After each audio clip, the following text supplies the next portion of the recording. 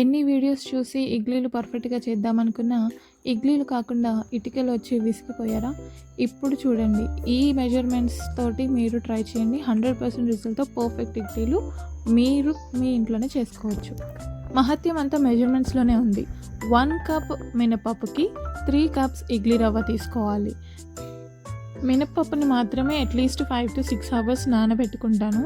ఇడ్లీ రవ్వని మాత్రం ఆ మినపప్పుని గ్రైండ్ చేసేంతసేపు నేను వాటర్‌లోకి సోక్ చేసుకొని గ్రైండ్ చేసుకున్న తర్వాత ఇమ్మీడియట్‌గా నేను అంతా మిక్స్ చేసేసుకుంటాను. అయితే మినపప్పుని మనం గ్రైండ్ చేసేటప్పుడు వాటర్ ఒకేసారి కాకుండా ఇంటర్వెల్స్‌లోకి యాడ్ చేసుకుంటూ ఇలా ఎయిర్ బబుల్స్ వచ్చేలాగా మనం మిక్సీ పట్టేసుకోవాలి. లేకపోతే మనకి బరకగా మినప పలుకులు వచ్చే విధంగా అవి మిగిలిపోతుంటుంది బ్యాటర్లో. మొత్తం బ్యాటర్ ఇలా జారుడుగా ప్రిపేర్ చేసుకున్న తర్వాత ఇడ్లీ రవ్వని నేను ఒత్తుకొని మిక్సీలో ఉన్న మినప్పిండితో వేసుకుంటూ లాస్ట్కి మొత్తం కూడా గిన్నెలోకి ట్రాన్స్ఫర్ చేసి అంతా మిక్స్ చేసుకుంటాను. కన్సిస్టెన్సీ అనేది ఫైనల్గా మరీ టైట్గా కాకుండా మరీ లూజ్గా కాకుండా ఈ విధంగా కనిపిస్తున్నట్టుగా జారిపోవాలి. నెక్స్ట్ ఇదంతా నైట్ అంతా ఫర్మెంట్ చేసుకోవాలి. మార్నింగ్ ఇంకా ప్రిపేర్ చేసుకునే ముందు ఇడ్లీ పాత్రలు, ఇడ్లీ గిన్నె ఇవన్నీ కూడా ఒకసారి వాష్ చేసుకొని, అంటే తడుపుకునే విధంగా వాష్ చేసుకోవాలి.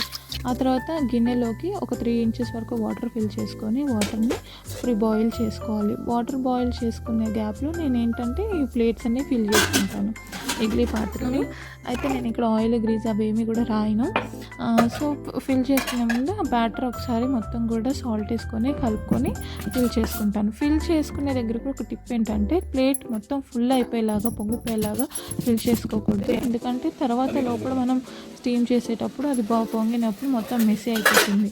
ఇంకొక విషయం ఏంటంటే ఇలా అరేంజ్ చేసేటప్పుడు కూడా ఒక టిప్ ఉంది. ఏంటంటే ఆ హోల్స్ కనిపిస్తున్నాయి కదా పాత్రలకి, ఆ హోల్స్ అనేవి బ్యాటర్కి స్ట్రైట్గా వచ్చేలాగా పెట్టుకొని అరేంజ్ చేసుకోవాలి. అప్పుడే స్టీమింగ్ అనేది మొత్తం కూడా స్ప్రెడ్ అయ్యి ఈవెన్గా స్టీమ్ అవుతుంది.